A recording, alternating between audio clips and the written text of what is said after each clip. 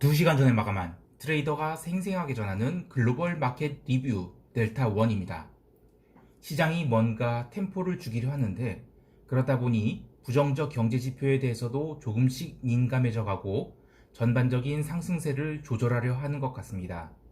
그러나 조금이라도 시장이 멈춘다 싶으면 매수세가 시장을 받치는 모습이네요. 역시 강세장이고 이럴 때 푼매수하면 안 됩니다. 정말 자신 없으면 이 롱 포지션을 줄이더라도 물려도 롱이 맞죠. 자세한 시황 아시아 세션부터 갑니다. 전일 미국 시장은 변동성을 빼면서 장 마감 무렵부터 상승을 시켜서 끝났고, 아시아 세션 시작할 때는 테슬라의 S&P 편입 예정 소식이 전해지면서 미국 지수 선물들을 강하게 위로 당겨놨죠. 그러나 그게 우리와는 전혀 관계없는 이야기인지라 이런 날 아시아 시장 시가가 갭상승이 크게 나오면 장중에 한해서는 숏을 치는 게 높은 확률로 유리하나 다들 그렇게 생각했는지 이 강보합 출발 후 여러 차례 숏 방향 일중 포지션들이 쌓였습니다. 근데 또 전부 그렇게 생각하면 반대로 움직이죠. 기본적으로 강세장이기 때문에 갭상승이 아주 컸다면 모를까, 그렇지 않다면 어중간한 갭상승에는 오히려 반발 매수세가 강하게 들어오기 마련인데, 그렇게 초반에 숏이 쌓인 뒤 또 현선물 매수세가 들어오자 손절매가 나왔습니다. 초반에 일중 쌍고점을 형성한 뒤에는 지수가 밀리기 시작을 했는데 340포인트 선을 일시적으로 하회한 듯 했지만 현선물 매수세가 중단되지 않자 이번에는 이 고평가된 풋옵션이 빠르게 녹아내리면서 지수의 하단을 저지했습니다.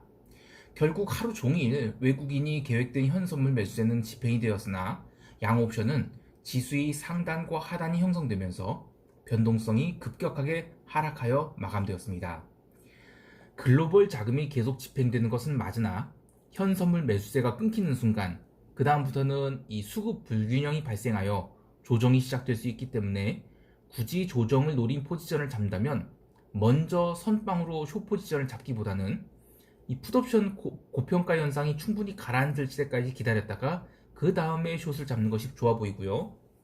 콜옵션은 여전히 고평가 상승이므로 추세의 연속성이 오늘처럼 하루만 가라앉아도 프리미엄이 급격하게 감소될 수 있으니 롱 포지션은 스프레드 거래로 델타만 추적한 정도로 가져가야겠습니다. 이제 유럽 세션 보겠습니다. 유럽은 이 옵션 만기주 효과로 계속 눌림을 보였습니다. 장중 내내 거래량이 너무 없이 움직이다가 미국장 시작 후 반등을 시작하였는데, 정확히 말해서는 미국장 시작과 함께 이 지지선 확인을 위해서 아래쪽으로 쭉 밀리다가 13,040포인트 선에서 바닥을 확인하고 현물 마감 1시간 전에 강하고 꾸준한 반등을 스트레이트로 100포인트를 했죠.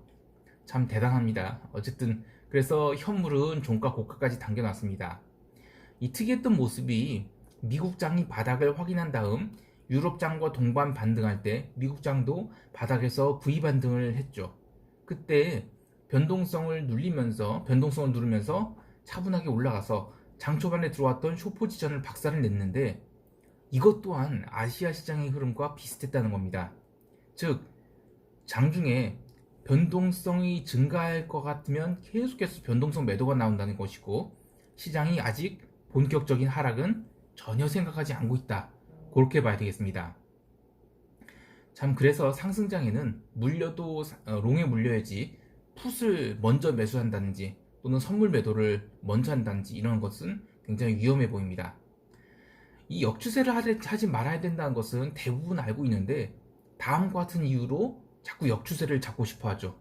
첫 번째는 그냥 최근 흐름에 비해서 시장이 과하게 상승했다라는 그런 느낌. 그래서 누군가는 이익 실현할 테니 장중 조정은 분명 나오지 않겠냐, 이런 생각 때문인데요. 이런 생각들을 버려야만 큰 자금을 운용할 수가 있습니다. 만약에 이 1000개의 포트폴리오를 운영하고 있다 생각을 해보죠. 상승장에서 델타 롱을 한 500개 정도 잡았습니다. 그래서 과하게 상승했다고 하면 델타를 좀 줄여서 50개에서 100개 정도는 줄이는 게 맞습니다. 그런데 만약에 델타 롱을 다 청산하고 숏으로 100개, 200개, 300개, 심지어 숏으로 1000개를 잡는 매니저는 없죠. 그런 거 없습니다. 즉 시장이 주된 추세에 반드시 순응한다는 그런 자세가 몸에 배어야만 큰 자금을 운용할 수가 있기 때문에 나중에 기관 트레이더가 되려고 하거나 기타 큰 자금을 운용하고 싶은 사람이 있다면 절대로 역추세를 하는 버릇은 들이지 말자. 아무리 작은 자금을 운용하고 있어도 이 정신과 손가락에는 역추세는 안 돼. 이런 걸 각인시켜야 될 것입니다. 다시 유럽 시장 이야기로 돌아와서 유럽은 장마감 무렵 변동성을 급격하게 죽이면서 종가 고가로 현물 드레싱을 하였는데 이번 주 금요일 옵션 만기를 앞두고 그런 형태로 계속 변동성을 감소시키면서 바닥을 지지하거나 상승을 이어나가는 형태로 마무리될 것으로 보입니다.